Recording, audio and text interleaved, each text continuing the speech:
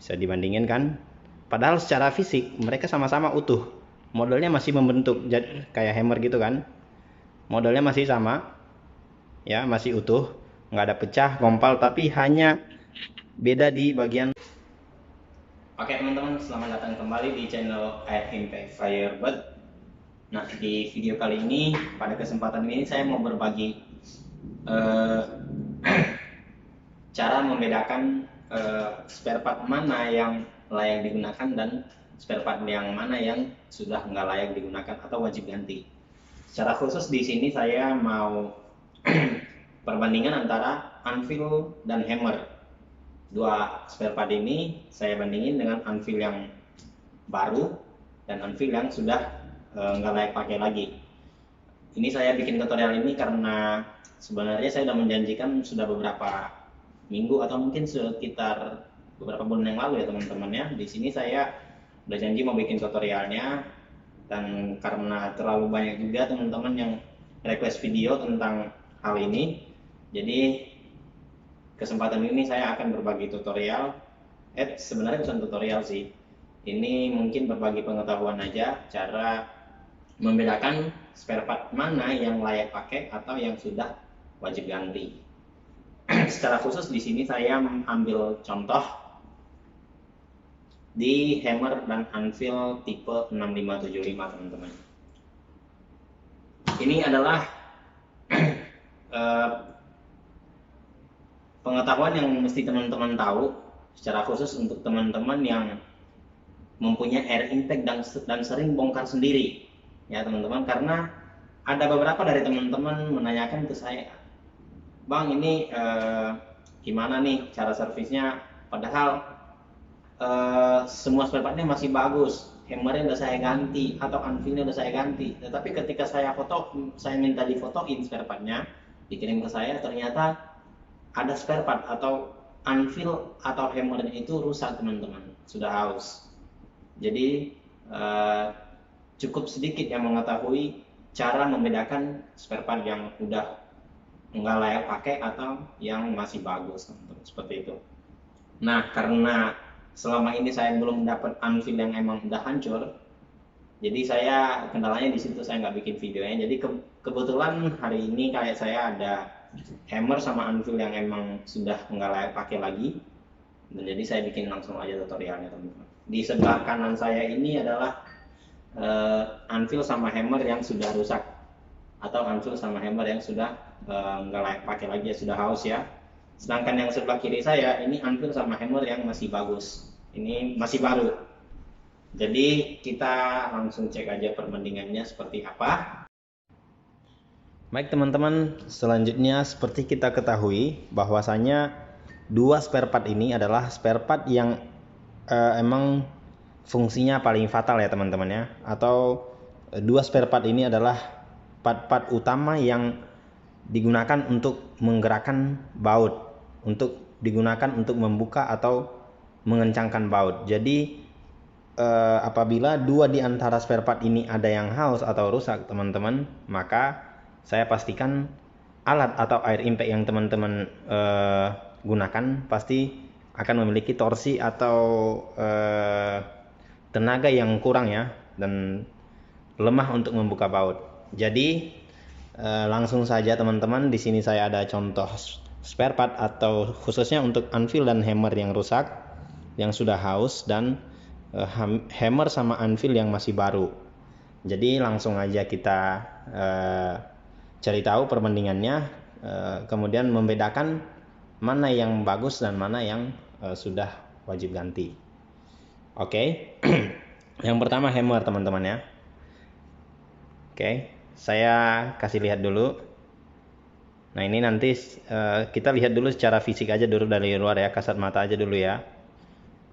Nah, secara utuh hammer ini masih utuh teman-teman ya. Secara keseluruhan hammer ini masih utuh, belum ada yang patah atau mungkin gompal gitu ya. Ini nggak ada. Kemudian yang satunya lagi yang baru, ya masih mulus karena barang baru sih. Oke, seperti ini. Nah, teman-teman, sekedar pengetahuan aja bahwasanya tolak ukur kehausan anvil hammer ini, atau tolak ukur kerusakan dari hammer ini adalah kita nggak bisa ngelihat semuanya ini habis atau patah. Salah ya teman-teman ya, karena tidak sedikit dari teman-teman saya sering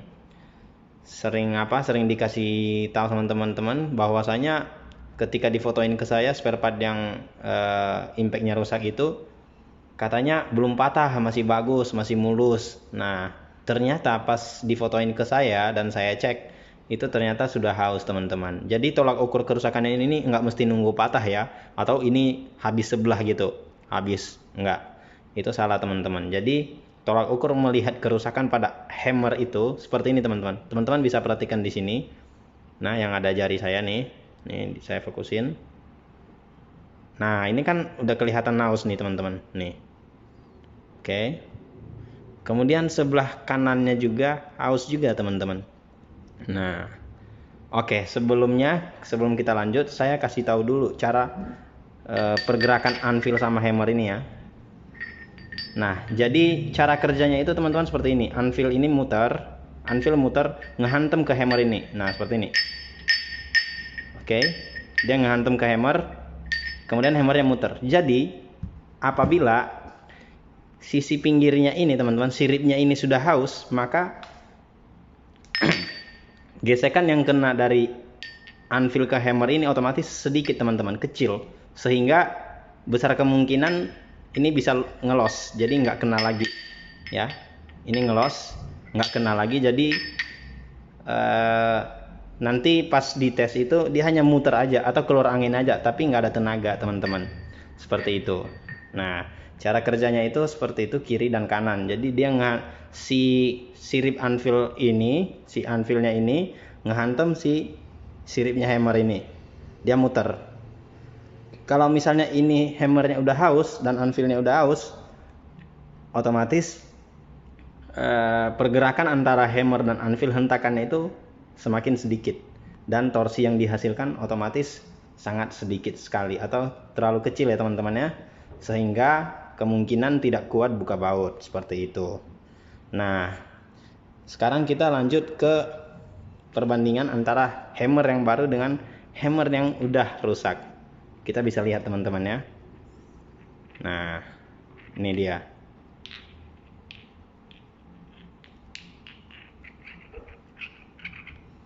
Ini hammer yang baru yang sebelah kiri. Ini yang sebelah kiri. Sedangkan hammer yang udah rusaknya ini sebelah kanan. Teman-teman bisa lihat ini.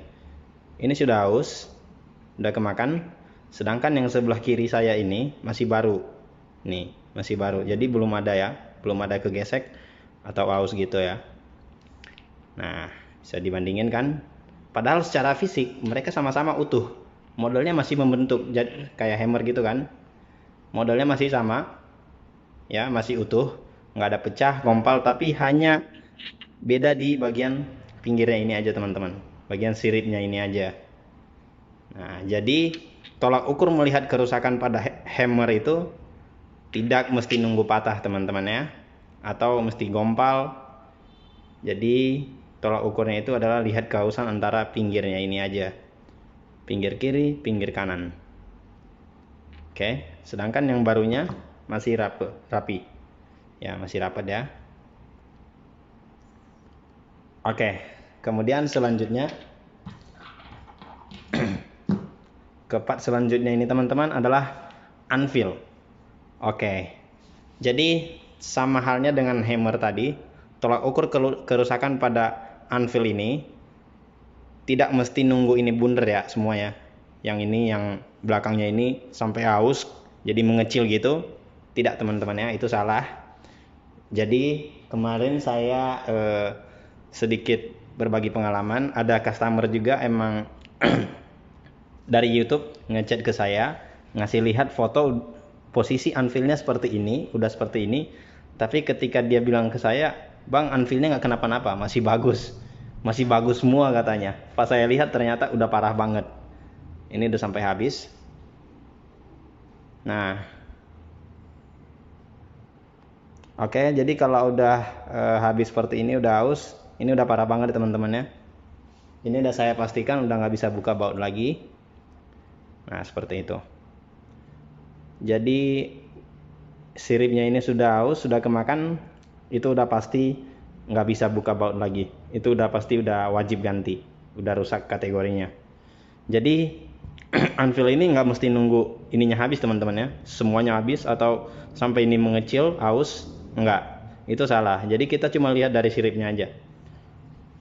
Seperti itu. Sekarang kita lihat perbandingannya teman-teman ya. Oke, saya zoom aja.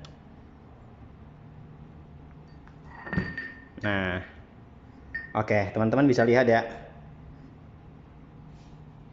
Yang bagian atas ini adalah anvil yang udah rusak, sedangkan yang bagian bawahnya adalah anvil yang baru, yang masih bagus. Jadi kita ngelihat kerusakannya itu pada bagian siripnya ini aja.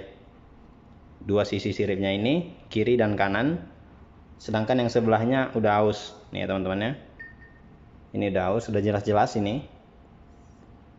Jadi ketika dia ngehantam ke hammer, ini udah pasti ngelos. Udah pasti ngelos.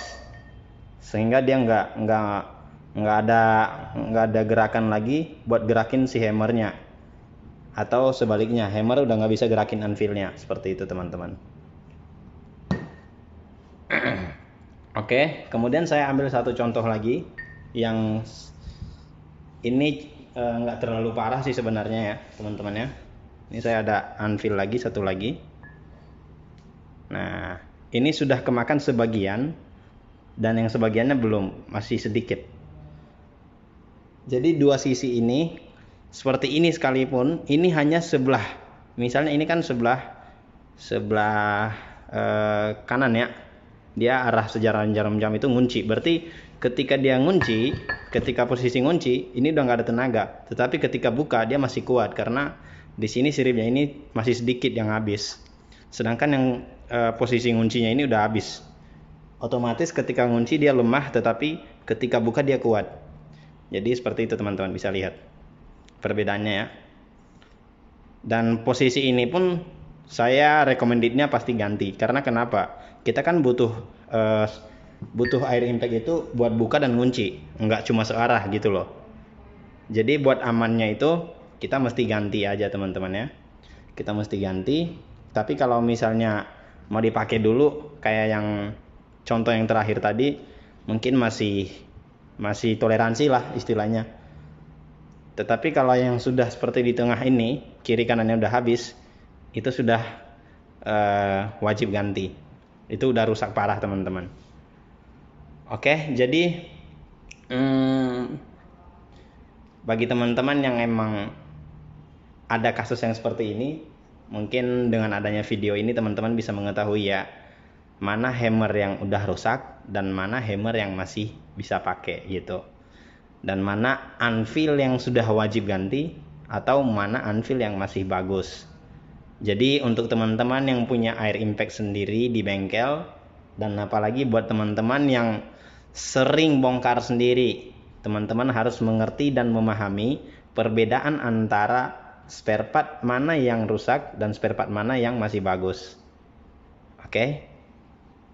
Jadi cukup sekian aja tutorial kali ini, dan semoga tutorial ini bisa bermanfaat dan membantu teman-teman yang emang mengerjakan air impact sendiri. Dan buat teman-teman yang emang mempunyai pertanyaan sekitar air impact khususnya untuk merek Firebird, atau menanyakan produk atau mau request video, silahkan dicantumkan di kolom komentar. Terima kasih.